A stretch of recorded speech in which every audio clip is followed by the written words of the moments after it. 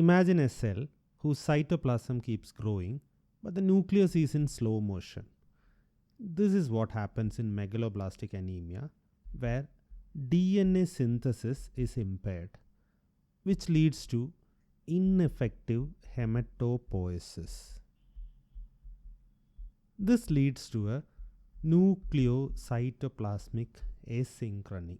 Why? Because cytoplasm of RBCs is mainly made of hemoglobin, whereas the nuclear maturation lags because of defective DNA synthesis. So, the cytoplasm enlarges in size while the nucleus stays behind. So, in the end, you get large cells which are called megaloblasts. DNA synthesis requires both vitamin B12 and folate. These two are required for the production of thymidine. What is this thymidine? It is a nucleoside which forms a basic component of DNA. So, when thymidine production is affected, it directly affects the synthesis of DNA. Now let's look at the morphology of cells in megaloblastic anemia. Instead of normal sized RBCs, we get large oval shaped RBCs which are called macroovelocytes. All cells in the body require DNA maturation. So, it mostly affects the fast dividing cells. Neutrophils are the other cells which show a characteristic morphological change in megaloblastic anemia. Instead of classical 3 to 5 lobes, neutrophils show multiple lobes. These neutrophils are called hypersegmented neutrophils. So, macroovelocytes and hypersegmented neutrophils are the classical morphological findings you see in megaloblastic anemia. Along with this, you get reduced reticulocyte count. This is because production itself is affected and less of new RBCs are coming into blood. So this is quite contrasting when compared to hemolytic anemias, where you get increased reticulocyte count. In the bone marrow, erythroblasts show normal cytoplasmic maturation because hemoglobin production is normal, but nuclear maturation is affected. So because of this, you get large sized erythroid precursors with a nucleus which shows a sieve-like chromatin. These cells are called megaloblasts, and this is where the name of the disease comes from. Since megaloblasts lead to ineffective hematopoiesis, most of the cells die within the bone marrow due to apoptosis. So in megaloblastic anemia, the anemia leads to increased erythropoietin production, which stimulates the cells in the bone marrow to increase the production of RBCs. So, the cellularity within the bone marrow would be very high.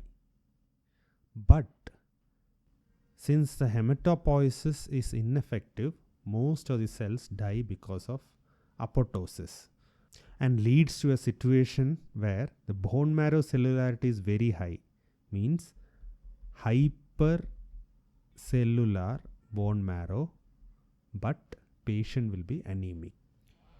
Now let's look at the causes of megaloblastic anemia. It can be due to reduced vitamin B12 or folate deficiency, or due to certain drugs which affect DNA synthesis. First, we'll look at vitamin B12 deficiency.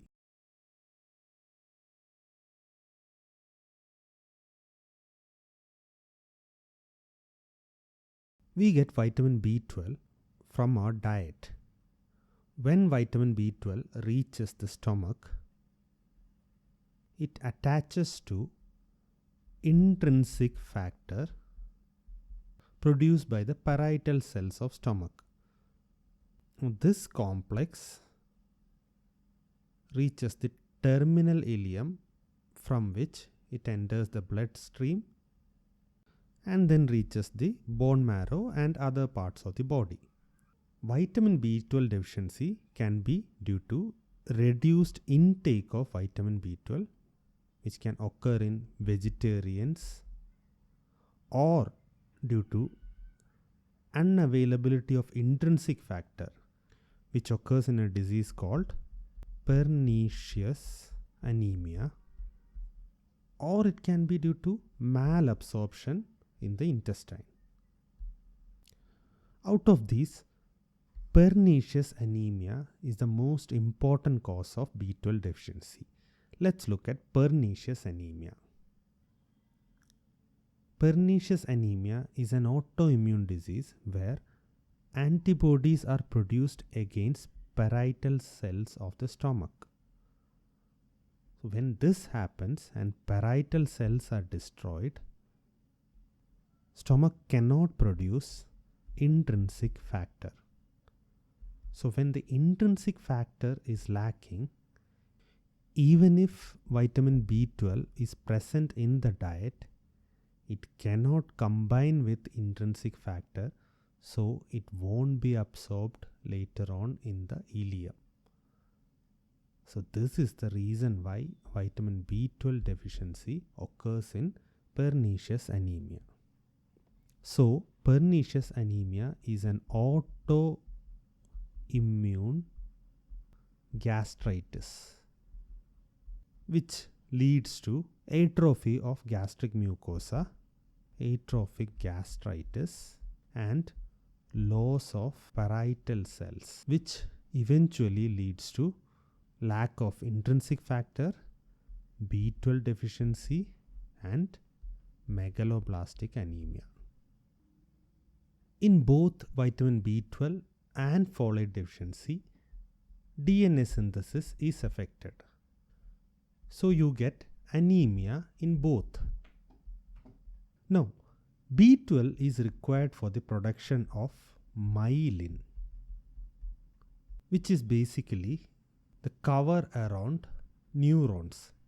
So, in B12 deficiency and not in folate deficiency, only in B12 deficiency, you get neurological defects.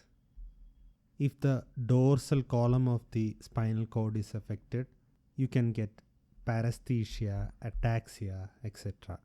And if the lateral corticospinal tract is affected, you may get weakness. So, anemia occurs in both folate and B12 deficiency, but neurological defects occur only in B12 deficiency.